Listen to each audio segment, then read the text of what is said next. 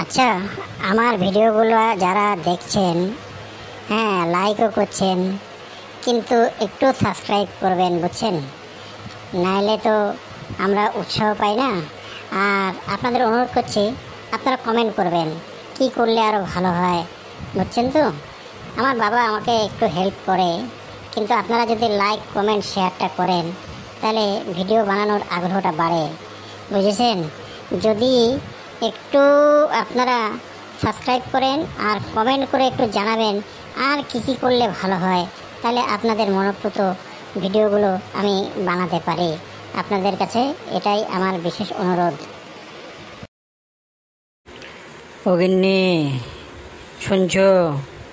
তোমার এই ছেলেকে নিয়ে তো আমি অনেক স্কুল ঘুরে এলাম, কিন্তু আমি কোনোভাবেই তো ভর্তি করাতে পারলাম না। তো কি হবে? আমার তো মনে হয় না আর ভর্তি করাতে পারবো। ঠিক আছে, তোমাকে আর নিয়ে যেতে হবে না, আমি নিয়ে যাব স্কুলে। দেখবা যে ঠিক ভর্তি হয়ে যাবে। আমার ছেলে এত ভালো পড়াশোনায়, আর তুমি বলছো আমার ছেলের পড়াশোনা ভালো না, ভর্তি হতে পারবে না। আমি ঠিক দেখবা যে ভর্তি করে দিয়ে চলে আসবো। আজকে আমি অ্যাডমিশন করার জন্য ওকে নিয়ে যাব। মা মা তুমি যাবে? বাবার দ্বারা ওসব হবে না, তুমি আমার সাথে চলো, তারপরে দেখবা যে আমি ঠিক অ্যাডমিশন টেস্টে পাস করে আমি অ্যাডমিশন হয়ে যাব। দেখি বাইরে আর কেউ আছেন কি ইন্টারভিউ দেওয়ার জন্য, অ্যাডমিশন হওয়ার জন্য কেউ এসেছেন? চলে আসুন।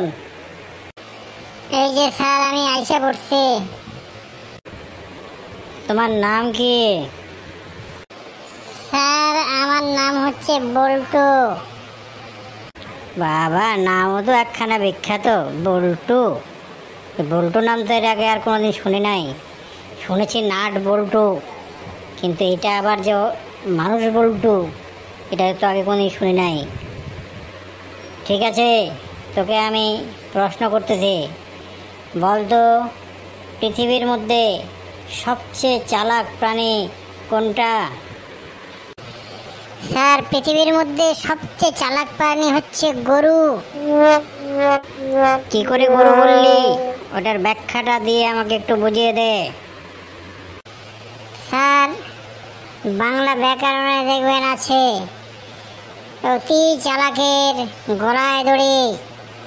ওই জন্যই তো পৃথিবীর বেশিরভাগ গরুর গলায় সবসময় দড়ি থাকে, তার জন্য অতি চালাক। সেজন্যই সবচেয়ে বুদ্ধিমান চালাক প্রাণী হচ্ছে গরু। স্যার ওরে বাপরে, আজকে তো আবার আমাকে নতুন করে শিখতে হলো রে। হ্যাঁ, আমি এতদিন শুনে এসেছি সবচেয়ে চালাক প্রাণী হচ্ছে শিয়াল, তুই আজকে আবার বানিয়ে দিলি গরু। ঠিক আছে, এটা নিয়ে একটু রিসার্চ করতে হবে তোর কথাটা। আসলে গরু না শিয়াল আমিও ঠিক জানি না। আচ্ছা বলতো খান্ডোলিয়াকে? স্যার আমি তো খান্ডোলিয়া বলে কাউকে চিনি না। তোরা পড়ায় একদম মনোযোগ দিস না, বুঝলি? মনোযোগী হও, তাহলে দেখবা যে সব বলতে পারবা, বুঝেছ? স্যার কলা আন্টিকে আপনি চেনেন? কলা আন্টি? হ্যাঁ না, আমি তো কলা আন্টি বলে কাউকে চিনি না। স্যার আপনি আপনার বউ বা ওয়াইফের প্রতি একটু মনোযোগী হন, তাহলে আপনি বুঝতে পারবেন যে কলা আন্টি কে। আচ্ছা বলতো বিবিসি কথার অর্থ কি? স্যার বিবিসি কথার অর্থ হচ্ছে বিয়ে করো, তারপরে বিড়ি সিগারেট খাও। তোমার মুন্ডু, তোমরা ওই বাচ্চা বয়স থেকে বিয়ে আর ওই বিড়ি সিগারেট, এই দুটা জিনিস তোমরা খুব ভালো বোঝো।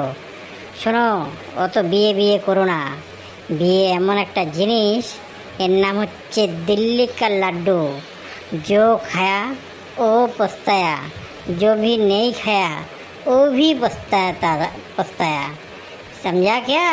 हाँ, বিয়ে আবার বিড়ি সিগারেট কত। স্যার আমাকে কি আর কিছু প্রশ্ন জিজ্ঞাসা করবেন স্যার? টেবিল বলতে পারবে? টেবিল, টেবিল জানো? হ্যাঁ স্যার, এই যে আপনি ওপাশে আমি এই পাশে বসে আছি, মাঝখানে যেটা আছে এটাকে টেবিল বলে স্যার। আরে মূর্খ, এই টেবিলের কথা বলা হয়নি। অঙ্কতে যে ধারাপাত পড়ার সময় যে টেবিল, সেই টেবিলের কথা বলছি আমি। স্যার আমার কি একটিও প্রশ্নের উত্তর কি হয়নি স্যার? তাহলে কি স্যার আমার অ্যাডমিশনটা কি হবে না? এর আগে বাবা নিয়ে অনেক স্কুল ঘুরেছে, হয়নি। তারপরে মা আজকে আমাকে নিয়ে এলো, বললো যে যেভাবে হোক অ্যাডমিশন করিয়ে দিয়ে তারপরেই যাবে। ওহ, তোমার বাবার জন্য কোনো কষ্ট হয় না? অনেক স্কুল ঘুরেছে। যেহেতু তোমার মা কষ্ট করে এত দূর তোমাকে নিয়ে এসছে এবং তোমার বাবার সাথে চ্যালেঞ্জ করেছে, এই চ্যালেঞ্জের জন্য তো একটু দেখতেই হবে। আমাদের স্কুলে একটা সিট ফাঁকা আছে, যাই হোক ওই সিটটাতে একটা গরুকে ভর্তি নিয়ে নি।